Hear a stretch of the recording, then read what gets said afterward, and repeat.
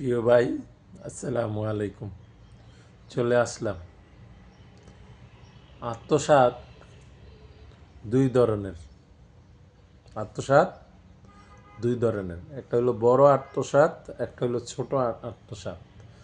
আজকে বড় আত্মসাৎ হইল মানুষের জমিন জমিন দখল করা জোর করে। বুঝতে পারছেন?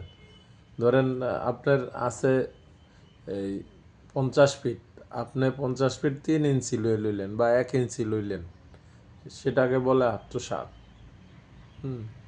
আবার পুরা জমিন হরফ লয়, এটাও আত্মসাৎ, ওটা হলো বড় আত্মসাৎ। আর সাধারণ আত্মসাৎ হলো আমরা এই বাদাম কিনি না, বাদাম বাদাম কিনেন তো, আপনি বলছেন 10 টাকার বাদাম দেন। হ্যাঁ, এই কথা বলে আপনি একটা বাদাম বাদামওয়ালার থেকে নিয়ে খেয়ে ফেলছেন।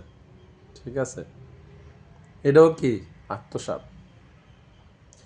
এই আত্মসাতের কারণে আপনার জীবন মানে 16 আনায় গেল।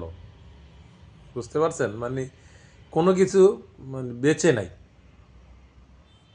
মরিচ কিনতে গেছেন, এই মরিচ আমার 1 পা মরিচ দেন বা 1 কেজি মরিচ দিয়ে একটা মরিচ হাতের ভিতরে আছে, মাপা শেষ। এই মরিচ কি করবেন? সেটা আপনার ইয়েতে রাখবেন না ওনাকে দিয়ে দিবেন? যদি আপনার ইয়েতে একটা মরিচ আর কয় টাকা দাম, একটা মরিচ যদি আপনি রেখে দেন, তাহলে কি আত্মসাৎ করলেন?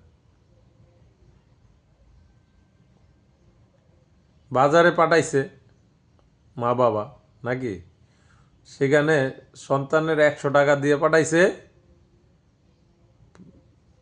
90 টাকার বাজার আনছে, 10 টাকা আত্মসাৎ।